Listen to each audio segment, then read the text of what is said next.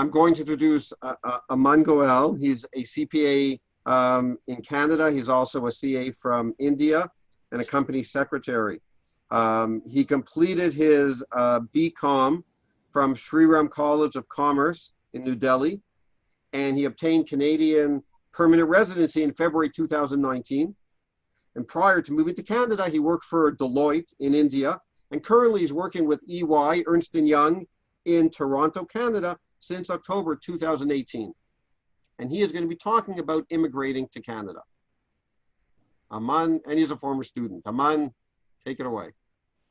Thanks a lot, Ira. So hello, everyone. This is Aman here. So I'll be walking you through how to get your Canadian PR.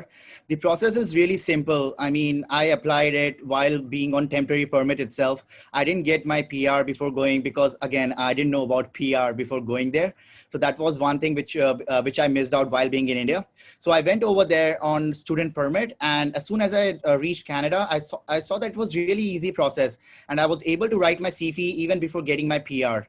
So in September 2019, I got my I wrote my CV, but I got my PR just before that.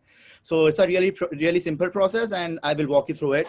So first of all, for Indian CAs, you need to be a member in good standing with ICI. So there is a letter for good standing, which you need to get from ICI, and it specifically states that you are a member in good standing. So the best route for obtaining PR is known as express entry. This is the most cost-effective and the simplest method, and I would say the fastest method of reaching to Canada is through express entry.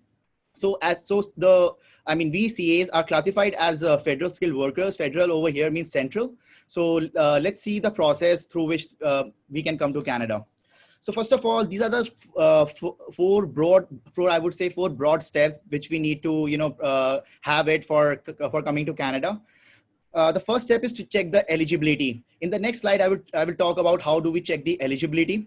Then is to create an we have to create a profile for getting into the pool of applicants with the IRCC. IRCC stands for Immigration, Refugees and Citizenship of Canada. This is a branch or an agency of Government of Canada which looks into the Canadian immigration requirements.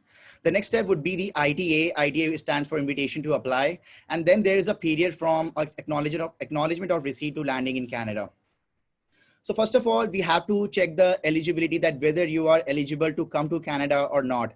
So there's a website, so the link of the website is this www.canadavisa.com. So if you click on this website, it actually lays out 4 of the criteria which are necessary for coming to Canada. These criteria, I would say they award you certain points. So if I put an Indian perspective, so basically what we do is in class 12, we get certain score. Let's say someone got through 90%. So that is the points which you get in class 12. Similarly, Canadian government gives points in while assessing you on all these 4 criteria, and then they come out with certain cutoffs. Like for example, like in Delhi University, if you apply for any college, they come out with certain cutoffs. Similarly, the Canadian government comes out with these cutoffs, and if you actually have more than that particular cutoff, your point system are more than cutoff, you can get an invitation to apply. So talking about the eligibility, the most important is giving IELTS. IELTS stands for International English Language Test Score. And for getting Canadian residency, you need to give a general IELTS. So in IELTS, there are 4 parts. Basically, you need to get 8 in listening. This is out of 9. 7 in speaking, 7 in writing, and 7 in reading. These are I would say, the minimum score that you would require to get the minimum cutoff. If I talk about the next... I just want to interrupt you. There was a message here that your voice is breaking a little, and if you could go a little slow also. Sure. Yeah, sure. I will go a little slower. Yep. Yeah. So now my voice is clear. Like, is my voice clear now? Yeah, your voice is clear. Okay. Thank you. So basically, first of all, you have to give IELTS. IELTS is it's a basically English language exam, which anyone can give, being in India or in Canada, even if you are on temporary permit.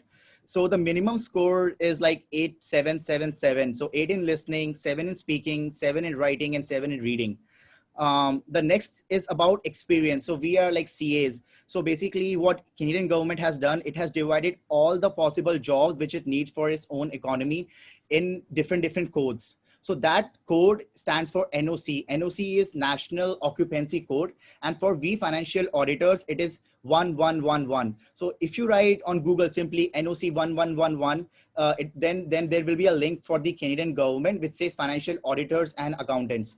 Now, if you go into this link, it will list out all the duties that a chartered accountant or maybe an accountant needs to do. It includes like internal audit, statutory audit, taxation, filing, returns, and all those stuff. So this is the experience letter that you actually needed from your own principal. The experience is both articleship as well as post qualification. So it is a combination of the total experience that we have had from the starting from IPCC. The next is about the education credentials. So for getting the reciprocal arrangement, the advantage under the reciprocal arrangement, you need to have a graduate degree and the CA. So there is a agency known as WES. WES stands for World Education Services. So this WES has a tie-up directly with IRCC. IRCC, as I had already explained, stands for Immigration, Refugees, and Citizenship of Canada.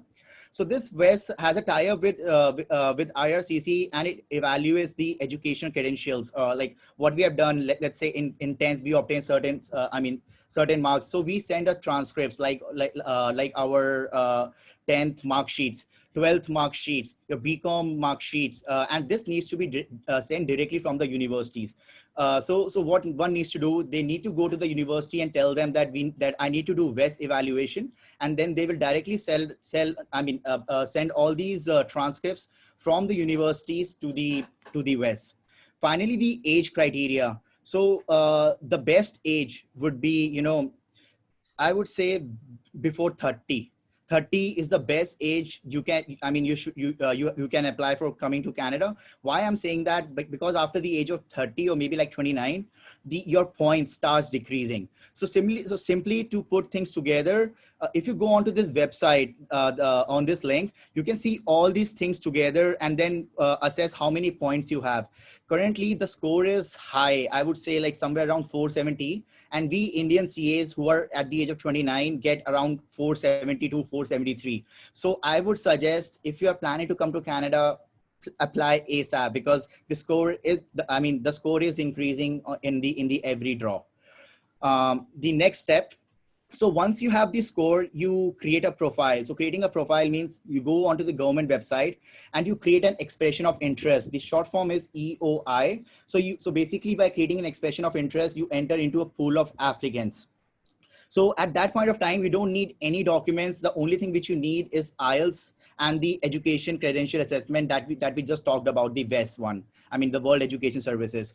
Apart from that, you don't need any document at that point of time. You can always work around, getting other documents arranged, which I will talk about in the next slide. So at this point of time, you will only need to create a profile on the government's website. On this website, you will put all the information, and this information is actually listed out on that website itself. Okay. Just one interruption. There are a lot of questions coming in the chat box. I just wanted to inform that what we will do is after Aman's presentation, we'll do this presentation. You can keep on posting your questions on the chat box. Then we'll open the chat box and all Ira, Aman, everybody will all address those questions. So you can continue posting them in the chat box, and Aman will just finish his presentation, followed by Ira will introduce the other speaker. And then we'll open the questions and answers. Thanks. Yep. Yes. So next step is like once, okay, I was on the here. Yeah. So once you have the minimum like CRS score, which we just talked about, you create a profile. The IRCC sends an email. This email is known as invitation to apply. So basically they ask you, okay, that you have the minimum score. We ask you to apply for citizenship, to apply for residency. So now you have 60 days, okay, 60 days from the date you have received your ITA to upload all the documents. So these are the documents which are needed. These are like just I would say 80 or 90% of the documents. There's a whole comprehensive list of documents which can be found on the government's website. So basically you need, first of all, the best, which we just talked about, the IELTS score. The police verification, it should be a local. So the rule is, if you have been in a country after once you have attained the age of 18 for more than 6 months, you need to get a police verification. This is a very simple process. The most important thing is to get your experience letter. So basically, as we talked about, there's a NOC code, National Occupancy Code, which and for we financial auditors, it is 1111. 4 times 1. So when you click on that particular code, it lists, on that particular link on the government website, it lists all the duties and responsibilities which we chartered accountants are, we should have. So basically you need an experience letter listing out all those rules, all those roles and responsibilities signed by the principal and your current employer. From each of the employer, you need this experience letter to ensure that you have at least 1 year or maybe like more than 1 year of experience, including articleship experience. Okay, so the next, the next document is medical. So once you have this ITA, you need to get a medical done from an authorized hospital. This hospital is known as CDC. The best part about the CDC is it is directly uploaded onto the government website. You don't have the result of CDC in your hand. It is directly posted onto the government website. The biometric also needs to be done, which I will talk about in the next slide. Finally, the most important factor in this, the most important document is proof of funds. So proof of funds. So if I talk about the individual, like I came without my wife, like I'm not married yet. So for that, I need 12,960 CAD. So if I convert that into INR, like right now the current rate is 56, that would be around 6,50,000 rupees. And the most important is it should be free of charge. Like there should not be any lien, or there should not be any pledge. It should not be a loan. And you also have to provide last 6 months bank statement of all the banks that you have been operating from past 6 months. So these are the documents which are required to be uploaded once you receive an ITA. Now, after this, your work is done. Now, the government or the case processing center, which is the government center which assesses your eligibility and all the documents, the period for that is 3 to 9 months. Like before, it used to be 4, 5, 6 months, but because of COVID, that period has extended from 3 to 9 months. So depending upon the case processing center, there are 2 case processing center. One is in Ottawa, one is in Sydney.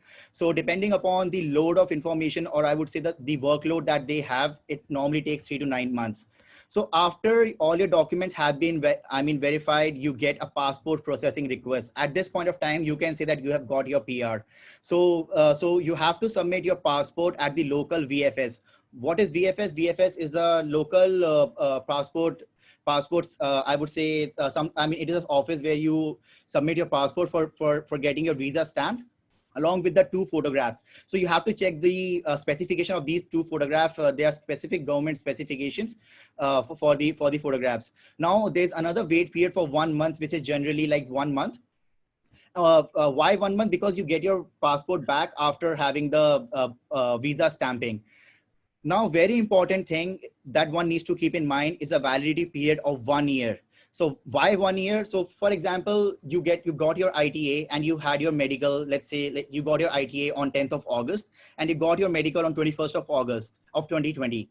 So by 21st August 2021, you have to land in Canada. This is the most important thing that one needs to keep in mind of your landing in Canada. Normally, you would receive your COPR within, let's say, 6 months, 8 months. So by 21st August 2021, you have to land in Canada. If you're not able to land in Canada, you have to request the government, the IRCC, for extending it. But generally, you get your, I would say, passport before maybe like 3 or 4 months of the medicals. Before the medical expires. Finally, when you receive your passport, you receive a document known as COPR, which stands for Confirmation of PR. So you receive 2 copies. Guys, trust me, this is like a birth certificate in Canada, and you need to keep it until your dying day. This COPR is required once you land in Canada. Once, again at the time of applying your citizenship, and again at the time of applying your pension. So this COPR needs to be kept like as your birth certificate for Canada. So once you have your COPR, immediately book your tickets and then come to Canada. The Canada actually awaits you guys. So finally, just to introduce myself again, I'm Aman. I qualified CPA last year. I'm also Indian CA and CS. And the past education. So I came to Canada in 2017 on student permit. And I took past education for 2018 and 2019. I could not attempt my paper in 2018 because of some issue. So I gave my paper in 2019. And PASS has been instrumental. Like, trust me, guys, these are the best people over there. I researched for 2 years what is the best coaching institute, the most economical institute, and what is the most short, way of getting Canadian CPA. PASS has it all. It is highly recommended to go for PASS because this is the best institute over there. And again, it's not necessary to get your PR. You can always get your, you can always write your CP without getting a PR on the temporary permit. So if you want to contact me, my phone number is 721-783-8109. And you can also send me your inquiries on inquiriescpacanada@gmail.com. Thank you. I hand over to Dweep, who will be talking about living in Canada. Hello, my name is Michael Levy. I'm a co-director of the PASS course, which helps prepare students for the Canadian CPA.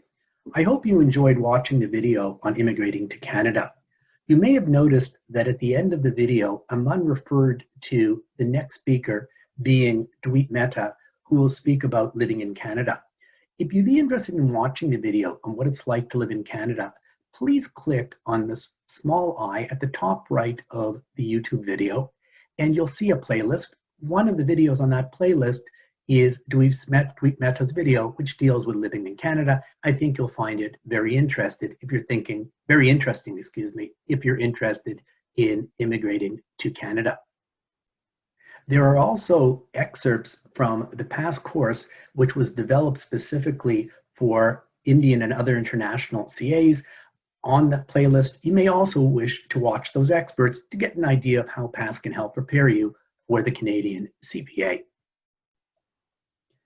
If you'd be interested in registering for the course that PASS designed specifically for Indian and other international CAs, I would ask that you visit our website if you're not already on our website, passyourcpa.ca. Put your cursor over CP module courses, which you'll find at the top of the homepage, and then you'll see a drop-down menu. Click on CP Indian and other international CAs. You'll be given two options, one for Indian CAs living in Canada, one for Indian CAs living outside of Canada. Please click on the option for Indian CAs outside of Canada. And if you then scroll to the bottom of the page, you'll be able to register for the course. If you'd like to speak to myself, Michael Levy, or my partner, Ira Walfish, we'd be delighted to speak with you. We've given you both WhatsApp contact information as well as Skype information. Also, we've given you an email if your preference is to use email. If you're currently in India, please contact our affiliate Orbit. I've given you contact information for Orbit 2, and they should be able to help answer any of your questions. We look forward to seeing you in the PASS course.